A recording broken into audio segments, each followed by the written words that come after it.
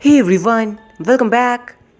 हाजिर हूँ आपके लिए लेकर एक ब्रिलियंट हॉरर सस्पेंस मूवी की एक्सप्लेनेशन जिसका नाम है पोलारॉइड एंड ये फिल्म साल 2019 में रिलीज़ हुई थी।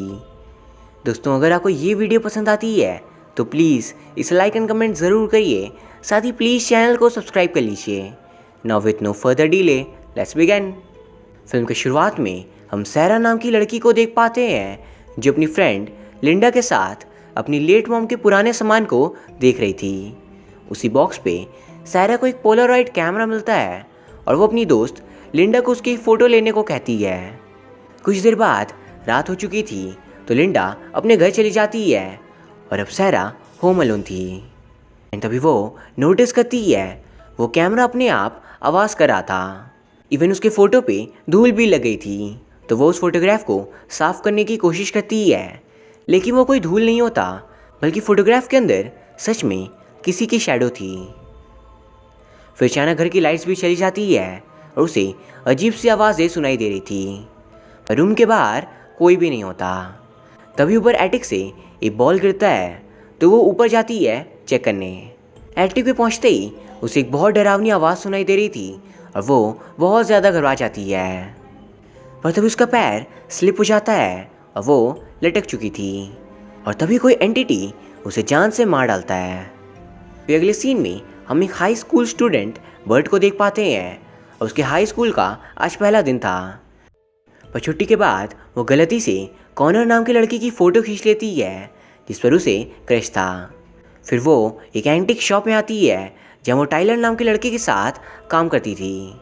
एंड टाइलर उसे वही कैमरा दिखाता है जिसे हमने शुरुआत में सहरा के पास देखा था और वो उससे कहता है कि उसने इस कैमरा को एक सेल से उसके लिए ख़रीदा था। एंड बर्ड उस एंटीक कैमरा को देख खुश और हैरान दोनों थी क्योंकि 70s के दशक का कैमरा इस वक्त मिलना बहुत ही रेयर था। पर फिर वो टाइलर की एक फ़ोटो क्लिक करती है।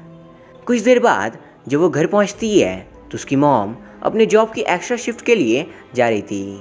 एंड उसकी मॉम के जाते ही उसकी फ्रेंड केसी उससे मिलने आई थी और वो उससे शाम को हो रहे कॉस्ट्यूम पार्टी में चलने के लिए पूछती है। पर बर्ड नहीं जाना चाहती थी, लेकिन फिर केसी की बातों में आकर वो मान जाती है। दूसरी तरफ हम टाइलर को देखते हैं और वो एक प्रोजेक्टर की हेल्प से अपने बचपन के पुराने फ़ोटोज़ देख रहा था कि अचानक उसे फ़ोटोज़ पे शैडो जैसा कुछ दिखता है और धीरे धीरे वो शैडो बड़ा होने लगा था। तो वो जल्दी से पर्दा हटाता है लेकिन वहाँ पे कोई भी नहीं होता। ये देख उसे सुकून मिलता है और वो फिर अपने प्रोजेक्टर की ओर देख रहा था कि तभी पीछे से डरावनी आवाज़ आती है और वही इविल एंटिटी टाइलर को भी मार देती है। वहीं पार्टी के दौरान बर्ड किसी के बाकी दोस्तों से मिलती है जिनका नाम था मीना का बॉयफ्रेंड डेविन और एवरी जिसने ये पार्टी ऑर्गेनाइज़ की थी। वहाँ उसे कॉर्नर भी मिलता है एंड उन दोनों में दोस्ती हो जाती है। पर फिर डेविन और मीना भी वहाँ आते हैं और बर्ड सभी के ग्रुप फ़ोटो लेती है एंड बीच में केसी भी आ गई थी। फिर उन सब के वहाँ से जाने के बाद वहाँ पे एवरी आती है और उस कैमरा से वो खुद की एक सेल्फी लेती है। पर अचानक वहाँ पे शरीफ पेम्ब्रोक आकर बर्ड को अपने साथ ले जाते हैं और पुलिस स्टेशन पे वो उसे टाइलर के डेथ के बारे में बताकर उससे कुछ सवाल पूछ रहे थे। पर टाइलर की डेथ का न्यूज़ सुन बर्ड शॉक थी क्योंकि आज ही सुबह वो दोनों साथ काम कर रहे थे। फिर घर पे वो देखती है कि जो शैडो टाइलर के फ़ोटो पे था वो वहाँ पे नहीं होता। इंस्टेड एवरी के फ़ोटो पे वो शैडो आ चुका था। दूसरी तरफ एवरी अपने घर पे अब अकेली थी और बेसमेंट से कुछ सामान लाने जाती है। पर तभी उसे कुछ आवाज़ें सुनाई दे रही थी और वो जाकर चेक करती है तो वही एंटिटी उसे हॉन्ट करने की कोशिश कर रही थी। ये देख वो वहाँ से भागती है पर वो मॉन्स्टर उसे मार देता है। फिर अगले दिन केसी बर्ड को कॉल कर एवरी के बारे में बता रही थी और ये सुन बर्ड सबसे पहले अपने रूम में जाते ही फोटोग्राफ्स को चेक करती है और अब एवरी के फ़ोटो से भी वो शैडो गायब हो चुका था और अब वो शैडो था डेविन, मीना, केसी और कॉर्नर के ग्रुप फ़ोटो पे। ये देख गुस्से में बर्ड उस कैमरा को तोड़ने की कोशिश करती है लेकिन कुछ भी नहीं होता। तो स्कूल पहुँच वो सबको इस बारे में बता रही थी। पर पहले तो वो लोग उसकी बातों का यकीन नहीं करते, पर काफ़ी समझाने पर डेविन उसकी बातों को सुन ग्रुप फ़ोटो को ही जला देता है पर जैसे ही आग फोटो पे मीना के साइड तक पहुंचती है, असल की मीना का भी हाथ जलने लग रहा था। ये देख कॉनर फायर एक्सटिंग्विशर का यूज़ करता है, लेकिन इसका कोई भी फ़ायदा नहीं होता। पर तभी बर्ड उस फोटो से आग बुझाती है। एक्सट्रेंजली मीना के हाथ का भी आग अब बुझ चुका था। वहीं वो फोटो दोबारा से एकदम पहले जैसा हो जाता है, मानो जैसे उस पर कभी आग लगा ही ना हो। फिर मीना को हॉस्पिटल में एडमिट करवाने के बाद वो सभी उधर ही बैठ बातें कर रहे थे। एंड बातों ही बातों में बर्ड को याद आता है कि उसने टाइलर से कैमरे का केस नहीं लिया था।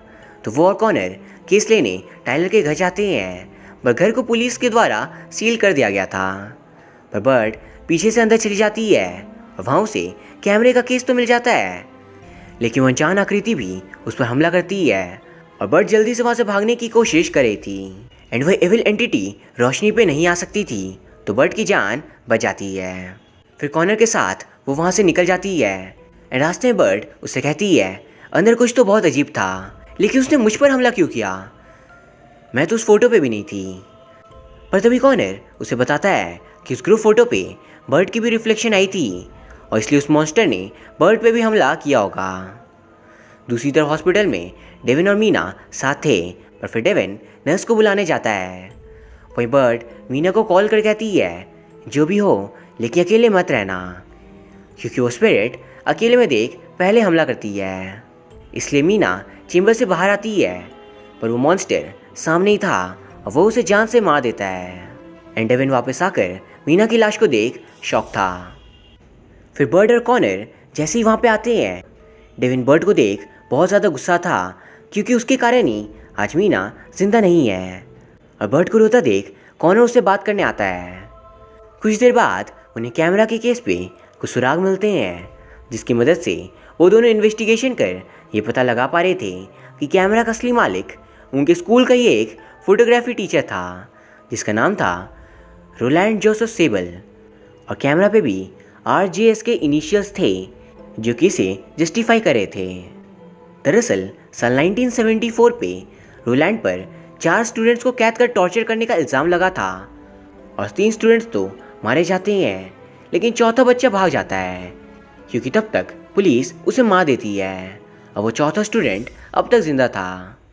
फिर बर्ड और बाकी सब एक रेस्टोरेंट में मिलते हैं और वहाँ पे भी डेविन उसे नाराज़ था और गुस्से में वो बर्ड की फ़ोटो खींचने की कोशिश करता है ताकि वो सबसे पहले मारी जाए, लेकिन कॉनर उसे कैमरा छीन रहा था और इसी बीच डेविन खुद की फ़ोटो खींच लेता है और वो शैडो और ग्रुप फोटो से हटकर डेविन के शैडो पे आ जाती है, यानी अब उसकी जान खतरे में थी। ये देख डेविन डर चुका था। वो बर्ड को नुकसान पहुंचाने की कोशिश कर रहा था, पर केसी उसके फोटो पेंसिल मारकर उसे असली लाइफ में इंजर्ड कर देती है ताकि बर्ड को वो बचा पाए। और हाथ में चोट लगने के कारण डेविन गुस्से में पागल हो जाता है और गलती से एक ऑफिसर को चाटा मार देता है। एंड इस वजह से उसे जेल में बंद कर दिया जाता है। और वहाँ डेविन बर्ड से माफ़ी मांग रहा था अपने बर्ताव के लिए, क्योंकि मीना की मौत की खबर से वो बहुत ज़्यादा उदास था। फिर केसी उन्हें कॉल कर बताती है कि रोलैंड की वाइफ लेना सेबल अब भी जिंदा है और वो उन्हें उसका एड्रेस देती है। दूसरी तरफ हम देखते हैं जेल के अंदर डेविन अकेला था और वहाँ पे उसे वह एविल एंटिटी मार देता है। वहीं कॉनर और बर्ड लेना सेबल के घर जाते हैं और उन्हें वो कैमरा दिखाते हैं। ये देख लेना उन्हें बताती है कैमरा एक्चुअली में उनकी बेटी रेबेका सेबल की थी, यानी RJS इनिशियल्स रेबेका जेन सेबल के लिए थे। इवन वो उन्हें ये भी कहती है रेबेका दरअसल काफ़ी स्लो थी और दूसरों से बहुत ही अलग, लेकिन जब उसे वो कैमरा गिफ्ट में मिला था तब से वो बहुत ज़्यादा खुश हो गई थी। और उसके स्कूल के 4 दोस्त उसे बहुत ज़्यादा बुली करते थे। इवन वो लोग रेबेका की गंदी पिक्चर्स लेकर उसे बहुत ज़्यादा परेशान किया करते थे और इसी बात से तंग आकर रेबेका खुद की जान ले लेती है। एंड अपनी बेटी को मरा हुआ देख उसी दिन उसके फादर रोलैंड उन चारों को पकड़कर मार देते हैं, लेकिन चौथा बच्चा बच जाता है और इससे रोलैंड की आत्मा भटक रही है उस चौथे बच्चे की तलाश में। और जब तक उस चौथे बच्चे को मार नहीं देते तब तक वो शांत नहीं होगा। और ये सुन बर्ड किसी को स्कूल में बुलाती है। फिलेना उन्हें उस चौथे बच्चे की फ़ोटोग्राफ दिखाती है और उस पिक्चर को यूज़ कर वो लोग ईयर बुक्स पे चेक करते हैं एंड दोस्तों वो चौथा बच्चा और कोई नहीं बल्कि खुद शेरिफ पेम्ब्रोक थे। एंड तभी शेरिफ भी उनका पीछा कर उसी स्कूल पे आ जाते हैं और बर्ड उसी कैमरा से उनकी फ़ोटो खींच लेती है ताकि रोलैंड उन्हें मार दे और वो सभी बच जाए। पर फोटो क्लिक होते ही शेरिफ बताते हैं कि असलियत में रेबेका के फादर रोलैंड खुद रेबेका की गंदी तस्वीरें लिया करते थे और पेम्ब्रोक और उसके 3 साथी तो रेबेका के खास दोस्त थे और वो उसे बचाना चाह रहे थे। लेकिन रोलैंड उन चारों को मारने वाला था इस डर से कि उसका घटिया राज खुलना चाहे। और फिर पुलिस वहाँ आकर रोलैंड को मार देती है और रोलैंड के आखिरी वक्त पे वो उस कैमरा को अपने हाथ पर पकड़ कर था और उसकी स्पिरिट इसी वजह से उसमें कैद हो जाती है। वही रेबेका अपने 3 दोस्त के मरने का गम झेल नहीं पाती और उसे बुरा लग रहा था कि उसकी वजह से उसके दोस्त मारे गए एंड इस कारण वो आत्महत्या कर लेती है। फिर प्रेजेंट सीन में शेरिफ कहते हैं तुम लोग चाहो तो जाकर चेक कर लो कि रेबेका ने सुसाइड रोलैंड के मरने के बाद किया था। एंड ये बात प्रूव करती है कि रोलैंड की वाइफ लेना ने उन दोनों से झूठ कहा था, यानी वो भी रोलैंड की स्पिरिट के कब्जे में होगी। पर तब अचानक वहाँ वही एविल एंटिटी यानी रोलैंड की स्पिरिट आ जाता है और वो पेम्ब्रोक की फ़ोटो को 2 टुकड़े कर देता है और शेरिफ की वहीं दर्दनाक मौत हो जाती है। फिर वो केसी के पैरों पर चोट लगा देता है और बर्ड और केसी एक तरफ भागते हैं और दूसरी तरफ कॉनर अपनी जान बचाने के लिए भागता है। पर वो एंटिटी बर्ड और केसी के पीछे आ रहा था, लेकिन वो दोनों बाथरूम में जाकर हॉट शावर ऑन कर देते हैं जिसके कारण वो मॉन्स्टर उन पर हमला नहीं कर पाता। फिर केसी को उधर ही सेफ छोड़ बर्ड कॉनर को ढूंढने जाती है और कॉनर से बात कर बर्ड को एक प्लान समझ आता है जिससे वो उस मॉन्स्टर को ख़त्म कर सके। लेकिन तभी वो मॉन्स्टर कॉनर को पकड़ कर ले जा रहा था और बर्ड उसे बचाने के लिए खुद की फ़ोटो खींच लेती है ताकि वो एंटिटी उसे पकड़ने के लिए आए और कॉनर ये देख जोर से चिल्लाता है। वही बर्ड जल्दी से स्कूल के डार्क रूम में चली जाती है ताकि वहाँ पे मॉन्स्टर अपना फुल फॉर्म ले सके, क्योंकि सालों पहले इसी कमरे में रोलैंड को पुलिस ने मारा था। एन एंटिटी के फुल फॉर्म में आते ही बर्ड उसी की फ़ोटो खींच लेती है और उसके फोटोग्राफ को प्रेस कर उसे उसी के खिलाफ यूज़ करी थी। लेकिन उस फोटो पे बर्ड की भी 2 उंगलियां आ चुकी थी और फोटोग्राफ को प्रेस करने से उसकी भी उंगलियां मुड़ रही थी। पर अगर वो फोटोग्राफ को सीधा करती तो वो मॉन्स्टर दोबारा उस पर हमला करने आ जाता। तो बर्ड ये सब हमेशा के लिए एंड करने उस फोटो को ही जला देती है, जिससे वो मॉन्स्टर हमेशा के लिए ख़त्म हो जाता है। यानी रोलैंड और उसकी स्पिरिट दोनों ही मारे जा चुके थे। और फिर बर्ड कॉनर और केसी से मिलती है एंड ग्रुप फोटो से वो मॉन्स्टर का शैडो भी गायब हो चुका था, यानी वो सभी अब सेफ थे। फिर बर्ड ये इंश्योर करने कि दोबारा ऐसा कुछ ना हो वो उस कैमरा को समंदर में फेंक रही थी और यहाँ ये फिल्म ख़त्म हो जाती है। तो दोस्तों अब आपके मन में कुछ सवाल होंगे जिनका आंसर मैं कर देता हूँ। सबसे पहला, फिल्म की शुरुआत में सहरा की मॉम के सामान वाले बॉक्स में ये कैमरा कैसे आया? तो उसका जवाब है रोलैंड की स्पिरिट।